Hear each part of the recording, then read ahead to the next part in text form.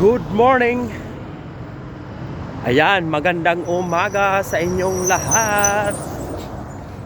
Mga katiyoy, meron kayong napansin? Wala akong kasama. Mag-isa lang po ako ngayon. Dahil naabutan ko yung mas maagang bus. Kaya yung aking mga kasabayan ay hindi ko nakasabay.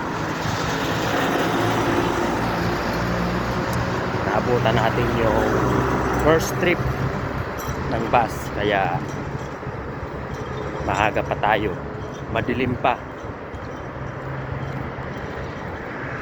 malamig. Nandito na naman po tayo, naglalakad at work na naman si Tiyoy. Abay, kumusta kayong lahat? Kumusta mga kaibigan? Hope na lahat ay okay. Okay sa okay. Ha. Bye-bye mga katiyoy friend. At patuloy tayo sa paglalakad patungo sa pangarap. Bye-bye.